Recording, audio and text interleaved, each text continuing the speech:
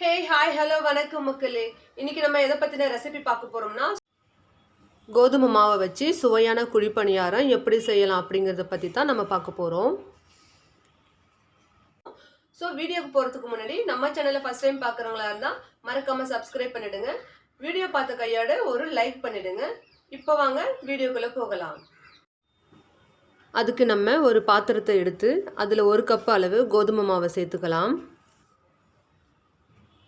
அதுக்கப்புறம் அதே கப்பில் 1/2 கப் அளவு சர்க்கரையை மிக்சியில் அரைச்சி பொடி பண்ணி அது கூடவே சேர்த்துக்கலாம். இது கூட உங்களுக்கு வேணும்னா 2 ஏலக்காய் சேர்த்துக்கோங்க. அதுக்கப்புறம் இந்த மாவில் தண்ணியை ஊற்றி நல்லா தோசையை ஊற்றுற பதத்தில் கரைச்சி எடுத்துக்கோங்க. இப்போ இது கூட ஒரு 1/2 மூடி தேங்காயை துருவி சேர்த்துக்கலாம். அதுக்கப்புறம் ஒரு பிஞ்ச் பேக்கிங் பவுடர் சேர்த்துக்கலாம். ஏன்னா குழிப்பணியாரம் ரொம்ப சாஃப்டாக வரும், அதுக்காக தான் பேக்கிங் பவுடரை நம்ம சேர்க்குறோம். இப்போ நம்ம குழிப்பணியாரம் செய்ய ஆரம்பிச்சிடலாங்க. இப்போ அடுப்பை ஆன் பண்ணி குழிப்பணியாரங்கல்ல சூடானதும் இந்த குழியில எல்லாம் தேவையான அளவு எண்ணெயை ஊற்றிட்டு நம்ம கரைச்சி வச்ச மாவை இதில் இருக்கிற எல்லா குழியிலையும் ஊற்றிக்கலாம். நீங்கள் உங்கள் பிள்ளைங்களுக்கு இந்த குழிப்பணியாரத்தை ஈவினிங் ஸ்நாக்ஸாக கூட செஞ்சு கொடுக்கலாங்க. தேங்காயை சாப்பிடாதவங்க கூட இந்த பணியாரத்தை விரும்பி சாப்பிடுவாங்க. ஏன்னா நம்ம இதில் சேர்த்துருக்கிற தேங்காயை பார்த்திங்கன்னா மிக்சியில் நைஸாக அரைச்சி சேர்த்துருக்கிறதுனால இது கோதுமை மாவோட நல்லா மிக்ஸ் ஆகிடுங்க. ஸோ தேங்காயை சேர்த்துருக்கிற ஃபீலே நமக்கு இருக்காது, ரொம்ப டேஸ்ட்டாக இருக்குங்க.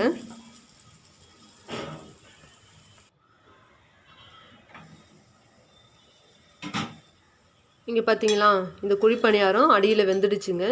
இப்போ நாம் இதை ஒவ்வொன்றா திருப்பி விட்டுக்கலாம்.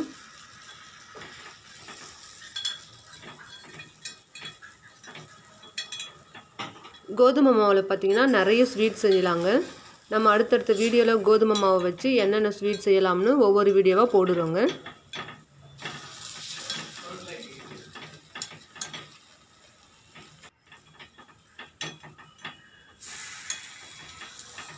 இந்த குழிப்பணியாரத்தில் உங்களுக்கு வெள்ளை சர்க்கரை வேணும்னா நீங்கள் நாட்டு சர்க்கரையை கூட சேர்த்துக்கலாங்க.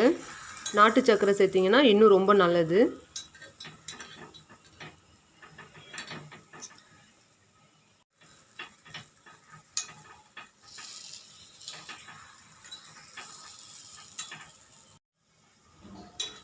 இப்போ பார்த்தீங்கன்னா இந்த குழிப்பணியாரம் நல்லா வெந்துடுச்சுங்க.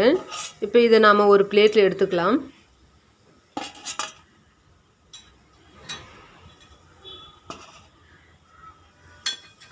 எவ்வளோ சூப்பராக பணியாரம் ரெடி ஆகிடுச்சுங்க. நம்ம செய்கிற இந்த குழிப்பணியாரம் நல்ல சாஃப்டாகவும் ரொம்ப டேஸ்ட்டாகவும் இருக்குங்க. இதே மாதிரி நம்ம இன்னொரு ரவுண்டும் இருக்கிற மாவை ஊற்றி குழிப்பணியாரத்தை செஞ்சு எடுத்துக்கலாம்.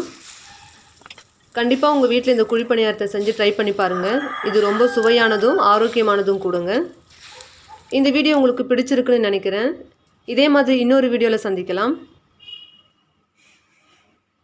நம்ம சேனலுக்கு உங்களோட ஆதரவு என்றைக்கும் தேவை. தேங்க்யூ ஃபார் வாட்சிங் காய்ஸ். இந்த வீடியோ உங்களுக்கு பிடிச்சிருந்தா மறக்காமல் சப்ஸ்கிரைப் பண்ணுங்கள், லைக் பண்ணுங்கள், கமெண்ட் பண்ணுங்கள், ஷேர் பண்ணுங்கள். Thank you.